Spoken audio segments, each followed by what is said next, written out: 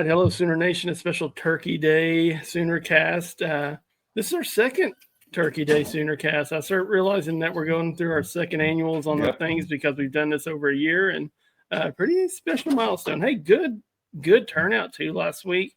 It wasn't just like our best numbers, but good quality numbers. I can take. It was our best numbers on a win all year. So, so that's definitely a good thing. But but 1 week, this is going to be a very nerve-wracking game against LSU. Just let us get through it. That's all I'm saying. Yeah, it is one of those things, Jeremy. I mean, it's one of those things where logically this should be a walkover, right? Mm-hmm. I mean, you look at Nussmeier's not playing. Lots of their guys are checked out either mentally or physically. Team doesn't have a coach. This team struggled to beat Western Kentucky last week.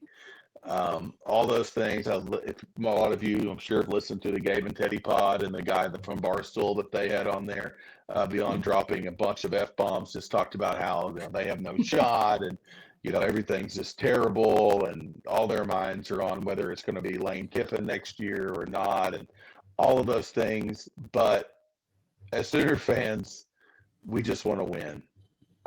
There's still scariness to this game on Saturday, just because, unfortunately, the Brent Venables era has been plagued with positives followed by steps back.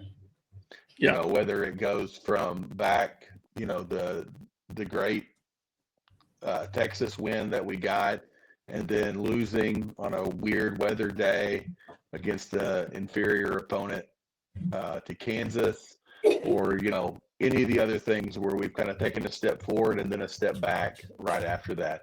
There is still there's concern in my eyes. There is.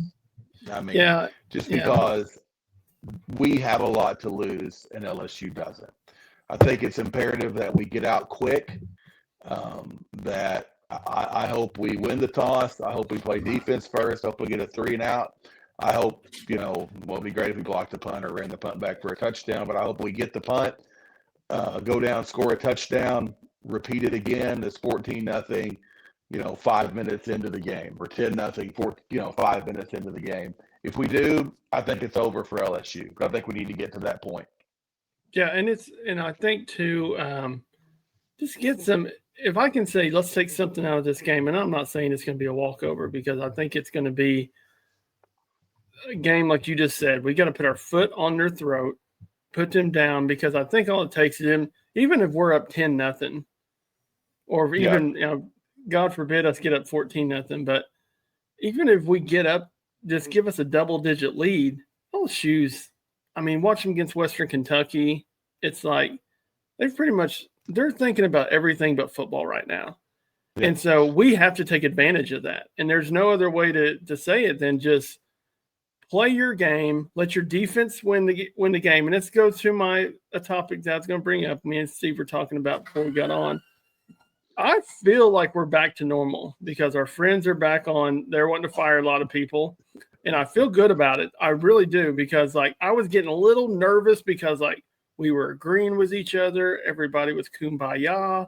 And now we're getting back to Arbuckle sucks, and so does Mateer. And what other coaches can we get? So I'm thinking this is more of my liking. So, and I'm probably known here on the OU podcast circuit, as well as in our friends group, as and it's kind of weird that I'm the positive guy, but that's where I'm at. And it's also weird that I'm, the big Arbuckle fan, because, I mean, it's not that I think everything Arbuckle does is gold. I don't. I think he's a young guy who needs to get better. But also, I don't think enough is talked about of just how tough the competition is that we've played. Okay? I mean, we've played 6 top 40 defenses. Okay? We've played 6 of those. We've played 4 top 15 defenses. Okay? Our defensive numbers, if we look back to, I equate this first year of Arbuckle offensively the same way that I look at the first year that BV took over defensively. There's a few guys that Brant got to bring in but it wasn't all Brent guys. Now, 4 years in, it is. And look what this defense is. It's freaking awesome. But this is the first year. And yes, he got to bring John Mateer with him. And it doesn't take a football genius to look and see the John Mateer we have now is not the same exact John Mateer that we have that played at Temple, that, played against Michigan. It's not the exact same guy. It's not. But take the injury excuse out of it. This is also a guy who hadn't played, number one, SEC football, number two, Power 4 football. Okay? Yeah. This is a guy who was playing at Washington State, which is essentially a group of 5 team. And there's a big, big talent gap. And we're fighting through that gap. And I really feel like the offense is getting closer. I've predicted multiple times for us to score 30 points, and only one time we have. But at the same time, I think we get close to 30 again this week. I do. Because I do think we do have to look a little bit of this. Number one, we just have to win Saturday. That's the most important thing.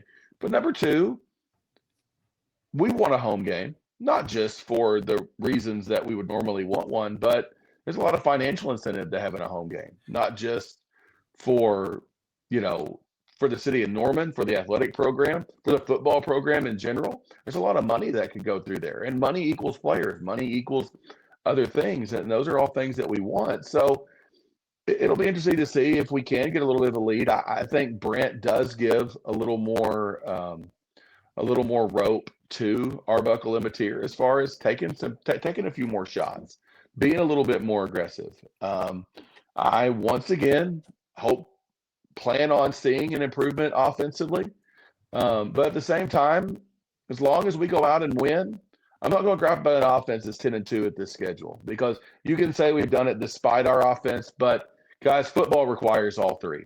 If we were so bad at one of the three, we wouldn't be in the position that we're in right now. We just wouldn't be. It just doesn't work that way. Okay? No. It doesn't. We're not that bad offensively. Are we good offensively? No. Are we as good offensively as we are defensively? No, not at all. But it's not time to go out there and club our entire offense and get rid of it, because we did that. We restarted. But remember, we're restarting with how many coaches different do we have on offense this year as opposed to last year, Jeremy? Paid full-time assistants, how many are different? 0, I believe. Yeah, just one. Just Ben Arbuckle.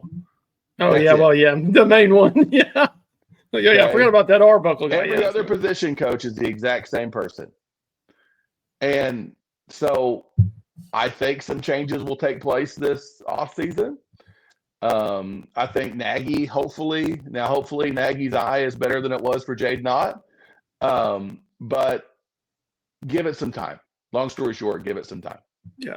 And I mean, a big win this week with Hatton flipping back to us.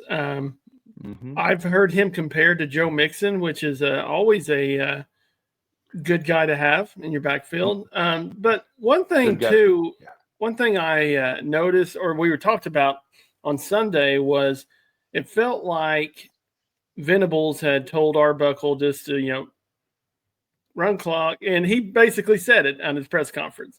He said, I told Arbuckle, be smart with the ball. They're not getting another first down. Yeah. So, I mean, kind of the exact thing I thought that it looked like, in my opinion. It looked like he told Arbuckle, don't make mistakes and just try to get some first downs. I don't even think he's telling him to score. He's just telling him to run the clock, more or less. I mean, yeah, all they're trying to do. And it makes me real curious, too. If we make the playoffs, we beat LSU. And I'm always saying if, because I'm not saying anything until we win. But if we make the playoffs, are we going to play? Because sometimes I've noticed it against Missouri more than anything, because big win against Alabama, you look at all I got to win is these next 2 games. It was like, we got that lead. Don't lose it. Don't lose it. And that's what they told Arbuckle. That's what they told Mateer, and they played like it. So you get in the playoffs, then you can kind of take I won't say the training wheels off, but you can almost take just say, breathe a little easier. They're playing with house money when they make it to playoffs. Nobody expected. There was many teams that said 6-6 sounds pretty good. Yeah. I mean, before the season, how many people did you say, 8-4 is probably enough to keep him? I mean, that's a good season with this schedule, and we're staring at 10-2. I mean, okay, it's just, Jeremy, unbelievable. Talking about the offense looking forward, and I know this is an LSU game preview, not a playoff preview, but the most important ability is availability. You've heard that. You've heard me say that. You've heard that idiom from lots of different people. We're going to get some people healthier when that time goes off. I'm very, very I am so happy that Xavier Robinson is tough, and I thought that was a big kudos to Carl Albert High School that, Brent talked about him being a Carl Albert guy and the toughness that he played, that he plays with. I really appreciate that. I think the guy is legitimately a tough guy. I've talked about, I think our offensive line deserves some flowers for the youth that we've put out there. Now, that being said, we saw the injury report today, and I don't know where the freaking crap Michaela gets hurt. I mean, dear God, we have to pick another lineman to get hurt. I mean, why don't we wrap those freaking guys in bubble wrap during why are they practicing? Yes, exactly. I mean, who knows? I mean, I guess if he can't play, Wee Woo goes to center, OJ goes to guard, Simmons goes to tackle, I guess, which may be a better line in general. I don't know. But anyway, I digress to go. There's no way X isn't going to be healthier in 3 or 4 weeks in the playoffs than he's going to be this Saturday. Okay. Yeah. There's no way Keontae Lewis isn't better, by that point. Javani Gibson isn't better by that point. We get Gentry and R. Mason back at that point, in the playoff. And like Jeremy said, I mean, at that point, you're playing with house money. So, we've seen in certain games some little trick plays and some little things like this, whether it's a reverse pass or, that sort of thing. We get to be able to see some of that stuff again going forward. And those big games, that's what we're about to go into. And we've played in those. Those are turned with one big play. Sometimes it's a kick return. Sometimes it's it's a fumble return, like what happened, in the Tennessee game. Those are all big one play things. And so again, we just got to get through this week. And I think, again, it's imperative, and this is where I think something that's not talked about enough that's positive that Brent's done, is the connectivity and the culture that this team has are just great. Yeah. And the team that it reminds me the most of, without all the traffic violations, is Georgia. I mean, I think Georgia's got a really good culture because, and what I mean by that is, you watch Georgia, and a lot of games, or especially early in the year, Georgia just hung around. And they found a way to win. Okay? And what do winners do, Jeremy? They win. Okay? And I think Brent is building that culture here with if we can just slobber knock them enough defensively, wait for the offense to throw that haymaker and hit, we're going to go win. And that's a winning culture. And I just want to, as much as we made fun of the soul mission and we made fun of all the different things, guys, it's kind of working. It's kind of working. And also too, if you want to know how much it's working, watch it when we hit transfer portal time. Yeah, I think that's gonna be probably the most eye-opening experience for us. Like the Hatton situation we just talked about, running back, him flipping to us. Be prepared to see us lose some recruits, and because we're backing off our money on them, and we put more towards Hatton because we knew that was more of a need than what some of the money we're throwing off. And you've seen some guys flip from us. That's going to happen. That's new. Welcome to new college football. So whenever you get to the transfer portal time, they're going to see needs, and they're going to pay more for needs, because when you have depth that we've built on the defensive side of the ball, you can pick and choose. And also, too, you can start seeing guys wanting to come to OU instead of saying, here's as much money as we can throw to you. I mean, the tier took less money.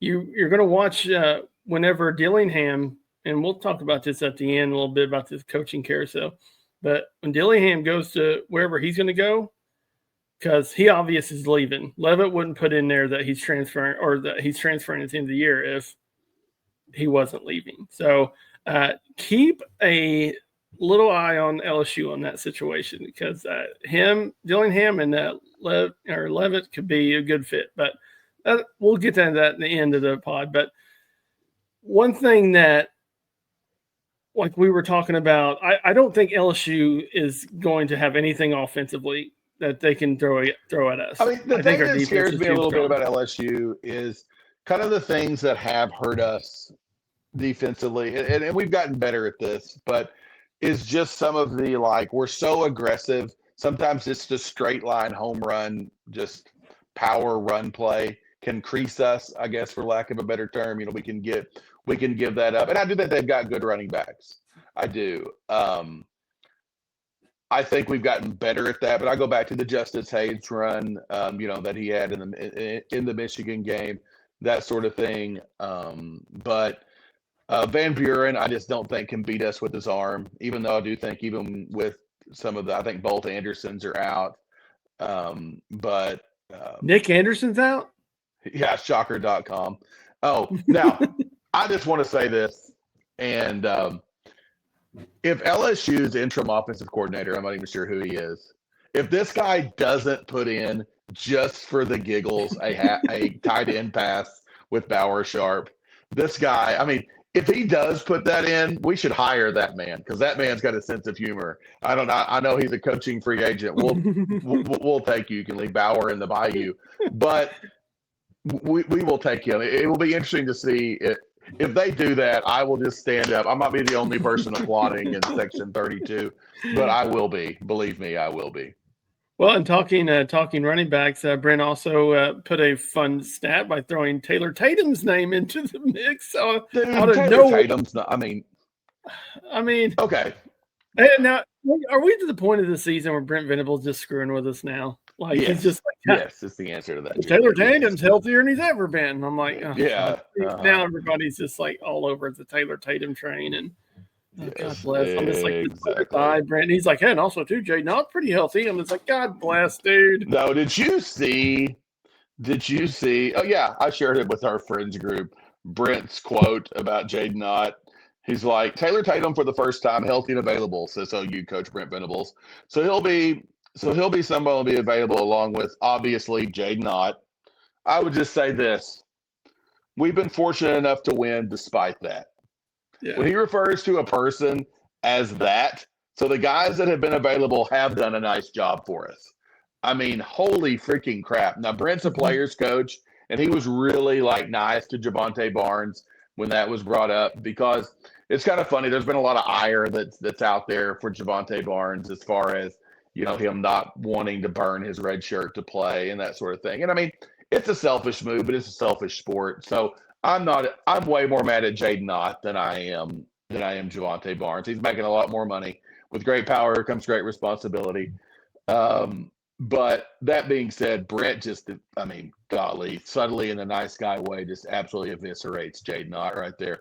Well, and also, too, Javonte Barnes knows that, he sees the writing on the wall. Yeah, and, Javonte Barnes knows. I mean, am I going to burn my shirt for 12 more carries for the rest of the year? Or am I going to burn my red shirt to he's a good, blitz back picker-upper? Am I going to burn my red shirt amazing blitz picker-upper guy. I mean, exactly. But, that's probably his deal, right? And it's funny, some of these same people who, want to pee and moan about him absolutely peed and moaned about him playing in the first place. And now they're griping because he's not playing. And I'm just going to say this. I respect Gabe. I think Gabe is a very good podcast host. He's much better than I am. He's done it a lot more. He's better at it than me. But some of Gabe's takes on this, Gabe, seriously, he's not going to burn that, dude. He's not.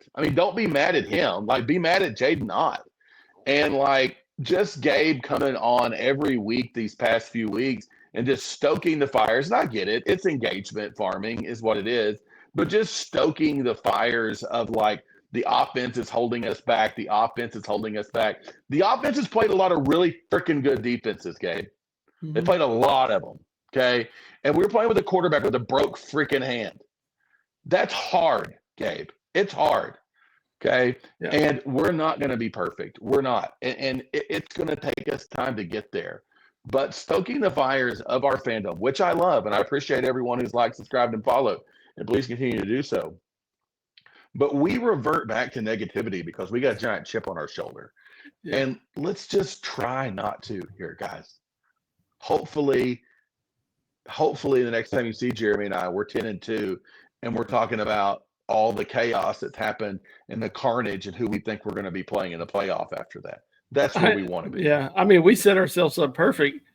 If we go 10-2 and we get to sit on the couch and watch two teams beat themselves up to try to win an SEC championship, that's probably not going to help either team. Because I'm telling you guys, if Alabama makes it to the SEC title game and loses, they are going to the playoffs at 9-3. They will be the first 3-loss team in the playoffs.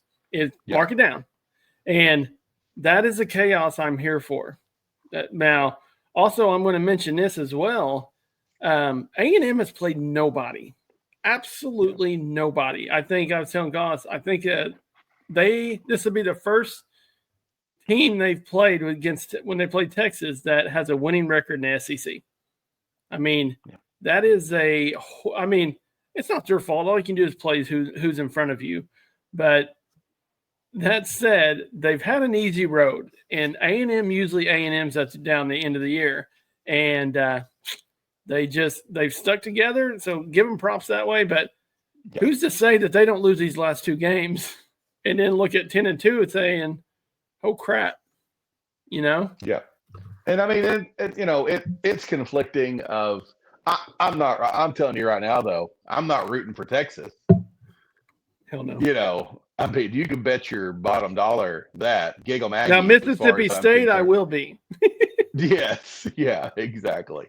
But I can't root for Texas. That's not going to happen. But no, I mean, it is pretty amazing, and you've all seen. If you're listening to us, you're a sicko anyway. So you've seen a lot of this stuff of the winning percentages that we've had to play. Our winning percentages in FBS points is the only team in the top 16, which is over 600. Okay, A&M's is under 500.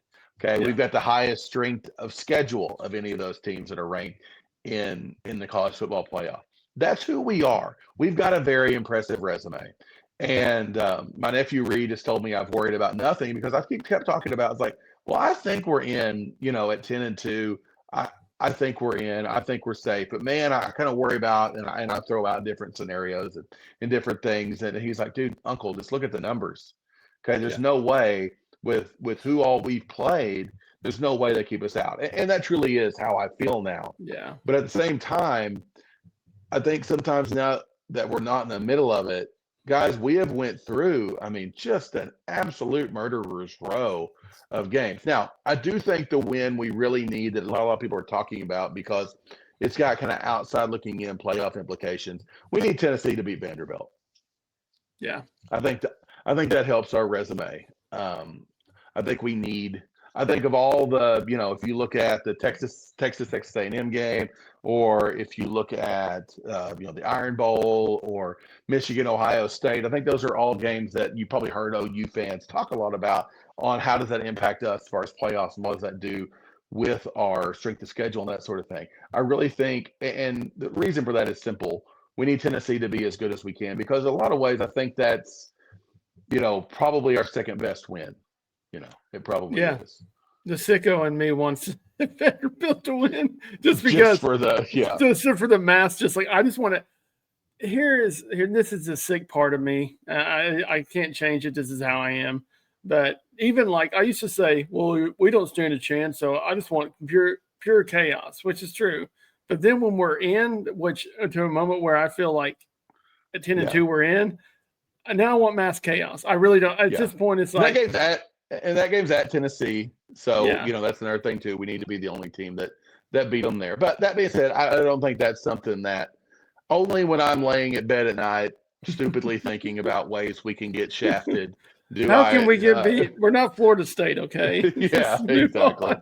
Florida State's program basically ended because they didn't get in the playoffs. Literally stopped just Yes, ended it completely. really That's did. But to have Mike Norvell's agent because he's staying on for another year. But he must have seen one of the I guess the ADs only like sleeping with each other. Or I something guess like the that. only person who's better is Dave Aranda's because I'm a little shocked that he's still there too. Well, I'm convinced that Mike Norvell has seen or he's got some dirt on the AD or the chancellor or something. I don't know. No, They're just like, we're going to give him it's, another try. I mean, he crapped down his leg for 2 straight seasons. So I guess he made it. Is he going to make it to a bowl? I guess he is making it to bowl. So I guess that's okay. I guess that's what Florida State wants now, bowl games. So I don't think they do. Did they? I mean, this is great podcasting. Who do they for me to play? look- for Who me do to they look play? that up. Let's just start getting on our phones and just looking up stuff the rest of the podcast. This will be No, really good. This is good. I'll just go like this. Through You the can look. roof. So this will be what will be on our title of our podcast. Yeah, is both our exactly. heads down in I our like it. phones. Okay, no, Florida State is 5-6, so they are playing for bowl eligibility against Florida this weekend. Oh, they're screwed. No, they're screwed. Florida's 3-8, so Florida's not playing for that. Oh, Florida's winning that game. There ain't no doubt in my mind. But that game is at the Swamp, so where's the Citadel when you need it? Exactly. The only dumpster fire that's bigger is, there's kind of a big deal going on that North Carolina was completely, not bowl eligible. They're only going to win 5 games, assuming that they win this weekend. But because they have the best graduation rate of anybody, if there's not enough 6-6 teams, North Carolina is the first of the 5-7 teams to get in there. That's a plus. But props to Bill Belichick. He has kind of turned. I'm not saying they're good by any means, but Jordan Hudson, the gift that keeps on giving as far as internet things go, and it's not going to end well. Her going up against Pablo Torre in this lawsuit, but anyway, we digress. So the only pod that's going to go from Pablo Torre to famous LSU alums, because that's where we're at. It is that time of the week right now. Okay, Jeremy. Let's see. Name me 2 famous former LSU basketball players that people may be surprised that went to LSU. Basketball players. Shaquille O'Neal. That's a good one. Sharif Abdul-Rahim. Okay. No. What's his name? This is a great 80s movie. A great 80s movie. Oh, Pistol. Yeah, Pete Maravich. I was thinking of Chris Jackson. Yes. Okay. Yes. What was it? What was Sharif his Abdur-Rahim? Mahmoud Abdul-Rauf. Mahmoud Abdul-Rauf. Yes. The artist formerly known as Chris Jackson. Yes. Sharif Abdur-Rahim went to UCLA. This is starting to become a very racist podcast, so I'm just going to stop it there. Formerly, he was Chris Jackson in Chris Jackson. Yeah. Mahmoud Abdul-Rauf. Okay. Okay. Let's see. Can you name me a musical person who went to LSU? If you get either one of these, I'm going to be really shocked. The 2 I've got that are in front of me, because I would not have. I'm about to Jimmy Buffett. Yeah, no, it's incorrect. Okay. Brian Adams. I will take Tyga. Okay. Or the lead singer of REM. Okay. Would not have went there. It shows you how much we know about him. We don't even say his name. Yeah, Michael Stipe. Michael Stipe, lead singer of REM. But what we were thinking about LSU, I'm thinking, maybe country or hip hop, that sort of thing. But I wasn't really going REM. So or that Tyga. Wasn't Tyga. I guess you could go Tyga. I mean, LSU Tigers. So, yes. Not too far-fetched. Yes. So maybe that's why go by Tyga. Who knows? But I don't have that. Do not have that information. But there you go. Obviously, lots of football players. I say all the football players who beat the life out of us in that bowl game, beat the ever living crap out of us, are making millions and millions of dollars. Yeah. We saw them running away from us quickly. Top 5 receivers played on that team in the NFL. So yeah, exactly.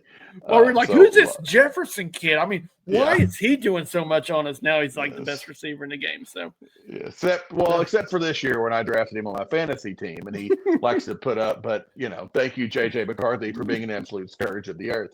But anyway, now we've talked about my fantasy team. If there's anything that could make our ratings go lower, I talked about my fantasy team now. Let me do a 6-7. And then, I mean, we'll just completely drop out. Let me look up my fantasy stats here. Yeah, exactly. Have I told you about my fantasy team? Would you like to hear about that? 90% of our podcast has been looking up things. Who should I start? Yes. Hey, can you give me some stats on the Thunder real quick? Okay. Yeah, exactly. Let me tell you what's going on with that. Okay. Yeah, score predictions, Jerry. What have we got? And also, too, the Thunder are good. I've figured that out. Yeah. They're a good team. Breaking news here on the Soonercast. They can literally sit out whoever they want. I mean, Shea could have probably not played tonight. It wouldn't have mattered. It's just like, can you want to bring this guy who's playing D-League? 8 guys in the Ringers top 100. Okay, I'm from the Thunder. So, and we're going to get a top 10 pick, or maybe 2. So that's nice too. Thank you, Clippers. Okay. The Clippers, yes, the gift that keeps on giving. So, okay, score predictions Saturday, Jeremy. I'll go first. We're scoring 31 points. I'm sticking with it. Sooners 31, Tigers 9. I was going to go 6-0. Okay, yeah, there we go. No, I'm just kidding. Let's say this is a complete sicko call because I don't think it's going to be anything like this. But I'm going to go 34-6. Okay, there we go. So hey, Jeremy and I both have the over, which means absolutely the under is going to hit. Did you see the under on this is in the 30s? Really? I think it's 34. I thought it would be 20, to be honest with you. Exactly. Exactly. It's like, you gets a field goal. They're probably just going to run the clock out. But, first off, Jeremy, what's the holiday plans before we sign off here? We're going to the Mugtown, going to my parents' house tomorrow. All right. One of us has to be occupying Muskogee. Goss has left it vacant. So Downing has to go. I'm about to say, if you wonder, Goss is not in prison. Yeah, no, I'm at my in-laws. Yeah, if you see or hear him, he is not in prison. They're not giving him. This isn't his one call. Yes, exactly. Hey, he's like, his chair is way too comfy for to be in prison. They're like, he's like, can I just get on my podcast real quick? That can be my one call. So. No, yeah, but, exactly. Going to Muskogee with the parents, brothers in town. So tell Brad we said hi. Make sure Brad's subscribing. So make sure we need that. You know what's really funny? I don't even know. I think he listens because sometimes he'll throw little references out that I say. Yeah. But I can't say that with accuracy. My family does not listen to this. I know that much. They do not like my podcast. Yeah. Lindsay makes sure, Lindsay wakes up every morning and she's like, so you know, I don't listen to your, subscribe to your podcast, and then goes and gets ready. Funny story, guys. And please help me do better. So I'm getting Allie to bed just a couple of nights ago. And I was checking to see what our stats were on YouTube. And I was like, man, this is good. I said, 18 likes, 12 comments. This is good. And Erin walks in there. She's like, 18 likes, 12 comments. You think that's good? That's terrible. I was like, and how many of them are you? And she's like, burp, burp, burp, burp, burp, burp. That's a 0 for you audio only fans. Hey, and we will have our wives on this. We have planned on putting our wives on here. Basically, we will be off camera, and they will just be hammering us the whole time. So. Yes. So anyway, again, thanks for everybody. I'm on my way. I'm at my in-laws in Norman, going to the game on Saturday, of course, but going to Lawton tomorrow. So my wife's grandpa is still has a place down there, so we're going to Camp Washua tomorrow for a little family time there in the 580. So for any 580 fans, that's where we're going, down in the old Wichita Mountains. So that's the plan for us. But again, Soonercast@gmail.com. We'd love to hear from you. Jeremy, tell them what all they need to do. Hey, keep subscribing to YouTube. Our numbers are creeping, and I just make our wives look dumb for saying that we don't. Their wives look smart.